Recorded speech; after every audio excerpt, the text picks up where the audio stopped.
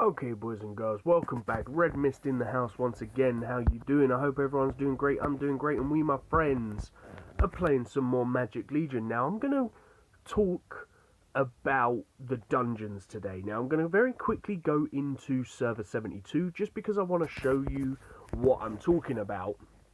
And then I'm going to go over to Server 73, which we normally play on. Now, the reason why I want to go over this is because, as you can see down here at the bottom, I've gone ahead and I've completed 5 of the battles right now. Now, for completing 5 of the battles, you're going to go get the reward of 100 runes, 1 cake, and you're going to get a random reward from the 3 stars. I believe the 3 stars. Yeah, the 3 stars and the 4 stars souls. Now, that's obviously going to give you the little bit of the buff that you can get. Now, the reason why I've come onto Server 72 first is because a few people have been asking about the achievements. Now, if you look at these achievements, if you don't understand what they are, I'm going to help explain them to you. So, there's also a reward so that if you actually lose 10 times on the exact same stage at one point, you're going to be able to go and get 10 of the potion boxes. Now, that's going to obviously mean that you're going to get 10 random potions that could help or possibly help you get further in your next one, or even get you past that particular boss or that particular fight. So that's if you're going to go ahead and lose the 10 matches on that same one, but it all has to be to the exact same opponent. So you have to lose 10 times to the same person. Just bear that in mind. Now, you've also got the other one here, which is the fate change 10 times. I'm going to show you that as well in a minute if you're not sure what that means. You've also got 5 cards of nature picked.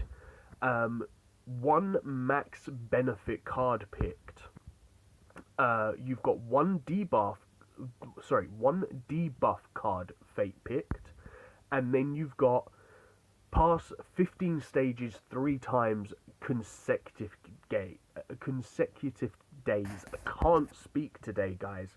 Now, in case you don't know what the nature cards are, I'm going to help you kind of determine that right now, because a lot of people don't realize what those cards are. They're kind of thinking that there's something in the game that you need to find, or when you're playing the dungeon you might find them. That is not the case.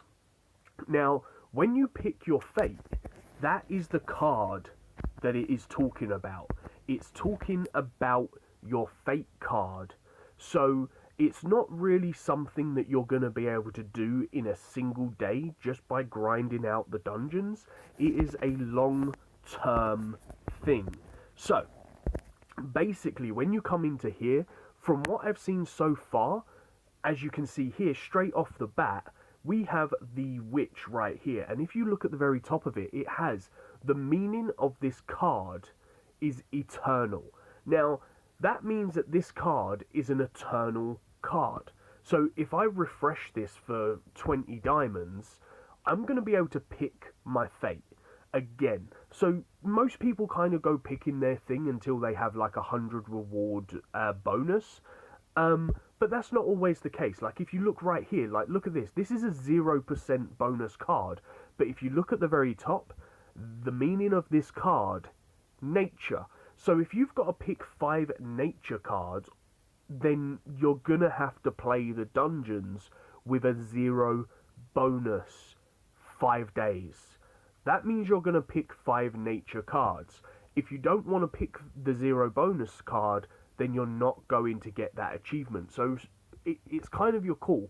One day you might decide that you're going to go for a 0 bonus, but you're going to get a nature card towards your achievement. So if I go and select that card right here, as you can see here, I've got an achievement right now, and it says there, 1 card of nature picked. And that's going to give me 10 runes, because the card that I've just picked was a nature card. So, as you can see down the bottom there, it's got 5 cards of nature picked. So I'm going to have to do 2 more days of a complete random or sorry, 2 more days of a, like 0 bonus in order to complete that achievement.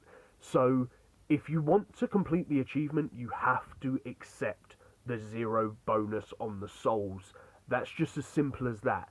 And then as you can see here, because I've selected a couple of times to refresh that thing, it's let me pick more cards. So the choose your fate you could actually complete in a single day, and when you complete that one, you're going to be able to again go get like 10 of these chests, which when you open them up, you're going to get some potions.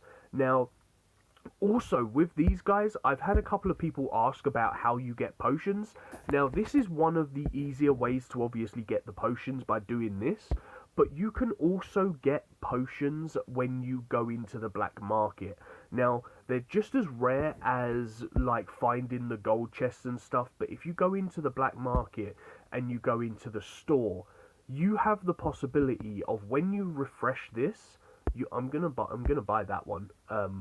But when you refresh this, you have the possibility of actually there you go. That's exactly what I'm talking about. So normally for 20 jet or for 20 runes, you'll have the possibility of getting a potion box. On this occasion, it's 40 runes for 2 potion boxes. But again, that's kind of the way that you can get them if you don't want to sort of grind out the dungeon. And then obviously if you go into your area here, just up in the top, you're going to be able to open those boxes, get 2 completely random potions. So they could be really low level potions, but then they could be sort of quite high level potions as well. It's you know, it's the luck of the draw, guys. So now that we've just kind of jumped on that real quick, I'm going to jump into the battles on the well, that was a bad gold chest, wasn't it? I'm going to jump into a couple of battles on the arena, or on the dungeon, and I'm going to sort of show you another thing. Like, obviously, in the souls as well, guys, if you go into the buy souls, like, every fragment that you get, you're going to be able to eventually save up for 4,000 fragments to be able to go get the good souls. But you're also going to need these broken souls in order to help you level stuff up. So you don't ignore those things either, guys. But we're going to try and see how far we can go into this. Like, as you can see here, my very first battle that I'm playing, I'm against someone that's got 150,000 battle damage. I've got 300,000. So he's got half of the battle damage as me. So for the first round, I'm going to absolutely wreck this guy. But you're going to see how quick the damage is going to change. And this is why having particular skills is so important. Like, as I showed you in yesterday's video, when you're doing the arena battles, you have the possibility in picking who you want to fight. With the dungeons, you have to play whoever they give you. Like, if you look at this guy, he's already at 190, so that was a 40, like a 40,000 damage jump between battle 1 and battle 2. Now, you can only change your opponent once you lose to that opponent. So if you lose to someone, like, look at this, guys. Now that this guy has just used that spell, I'm going to have a really hard time fighting this guy, because obviously the witch is going to continue to cast that spell. But if I go ahead and hit that right there, we're going to be able to stop his witch from casting her spell on me, and we're going to be able to go and lock him down. Now, because he's got the king in his deck, he's actually was able to protect his monkey king from my witch actually locking his down, and he's also protected his actual hero. So having the monkey king in your having the king in your deck is sometimes a really viable option, because it means that obviously they can't be frozen, they can't be stunned, they can't have any negative effect added to them, why his special ability is affecting them. So obviously when those wings were put on the back of the enemy, that's when the king's spell was actually active, and it lasts for 10 seconds, I believe. It might be 8 seconds, 8 or 10 seconds. So it means that that particular hero can't be hit with a debuff for 10 seconds. So that is a really, really crucial skill to have sometimes. Now, one thing that I do like about bringing either, if you've watched the other videos, like obviously, if you bring either the Dragon Princess or the Snow Ice Lord, the one good thing about having both of them is if your enemy is actually running the witch, you kind of swap them out as to what your enemy is using, because if they have the witch in the back row, then obviously the princess might not be able to help you out as much. So if you switch in the Snow Ice Lord, he's going to freeze the back row, freeze their princess, and they're effectively not going to be able to do their skills. If they have the witch in the front row, and you bring the Dragon Princess, she's going to use her skill, freeze the witch, and she's potentially not going to be able to use her skill. So it's going to give you the advantage when it comes to your witch. Also, this skill at the very end of my bar, that is probably the most important skill you will have in your deck. This one that you can see flashing on the very far left, you get it as the very first skill in the Grand Arena, or the Grand Academy. Very, very important spell. Now, obviously, as I showed you in the other videos, that's going to negate any negative effects on you instantly. So if somebody's got you stunned, or they have you like in vines like the witch does, you hit that spell and it's instantly going to make your team more viable and hopefully able to overcome your enemies. So like, as you can see here, like, look at Arno, he's a pig right now. In 2 seconds I'm going to change him back because I'm going to use my spell, and he's going to wreck. Like, look, I've just turned him back into a human. Now obviously I should have done that a little while ago, but I was purposely waiting so that obviously I could show you that spell, and also I needed to kill the enemy team. So that spell is really, really important. Mostly I only use it when the enemy has a witch in their deck, because as soon as she uses her spell, it means that your witch is going to have the main bonus. Nice, we've actually just gone and got a 4-star, so that's pretty cool. It means that your witch is going to have the bonus, because if you cast that spell, your witch is going to instantly cast her skill number 2, which is going to put them in Tangled Vines. So let me show you here actually, like, hopefully, like, look at that, guys. See how my team is in the Tangled Vines right now? That means that their witch is going to constantly get the upper hand. Now what I need to do is I need to let my witch get hers, and look, bang. So as soon as I cast that spell, it means that my team is now going to cast the spell ourselves, unless of course they get lucky and they stun me again, because this guy's got a lot of crowd control spells. Wow, okay. Also, like, we are fighting somebody that's of the same level as well, so he might be a little bit better with his stuff, so maybe we're going to have to time it a little bit better, because I think I got stunned. So let me go and, oh, god damn it, like, now, let's hit that, and look at that, guys. I've just cast that spell straight away as soon as I got stunned, and now, because of the fact that that shield is actually stopping me from, like, I don't understand why. I think that shield is actually making me miss my witch miss. I'm not sure on that. Let me quickly try this one more time, because I think that could be the case. Let me go and cast this spell straight off the bat and get the reduced damage. Now, as soon as that one goes through, we're gonna try and wait for that spell to come through again, hit that one, and see if we can actually get our spell off. Yeah, I'm sure she's actually stopping her from attacking. I'm sure, like, if you look at that, I'm not sure what spell they're using, because they definitely have something that's stopping me from using my witch, and I'm not sure what it is. Like, I really have no idea what spell those sword things is, but that sword thing is definitely stopping my spell. So if you guys know what that spell is, tell me in the comments down below, because I'm really not sure what that is.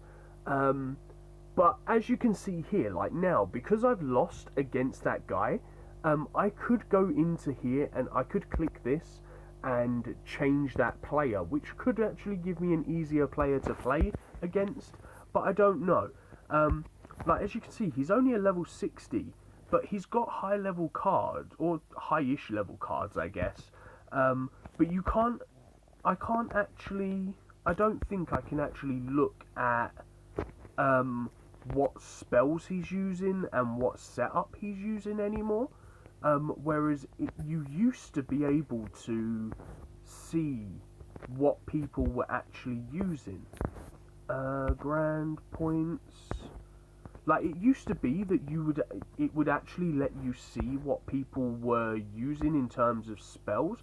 Oh look, okay, so here you go. Like as you can see, like this guy here is actually using a lot of spells from. He's unlocked a lot of the spells. So it's not showing, yeah, like it's not actually showing me which ones he's got equipped anymore. It used to show you, like you used to be able to see what people was actually looking at. Like he's got every book from the Novice Academy. He's got all of the one, yeah, look, he's actually got like almost every spell except for like the mystery library spells. So he's got a good setup actually, even though he's lower level. But even if you look at his gear is pretty strong. But yeah, I'm actually quite gutted that it doesn't let me see what skills he has equipped anymore, because that used to be something that I used to see. Like when you looked into this bit, rather than showing you the spells of like what they've actually unlocked and stuff, it used to show you what spells they had equipped, I believe, or I'm pretty sure that's what I saw. But yeah, if you guys know what that spell was that he had, which like showed the rings moving round, like the swords spinning around him, then put that down in the comments, because I'm pretty sure that is the spell that was stopping my witch from successfully using her skill too. And obviously everyone knows that whoever wins the witch battle, that is who's going to win the fight, because look at this skill, guys. Like, stuns all enemy targets for 4 seconds. So, it's obviously a skill that prevents you from being stunned. I'm going to have to go and look through the academies and see if I can actually find the skill that stops you from being stunned for so long. I'm not sure what it is, but if you happen to know what it is, then make sure you put down in the comments down below.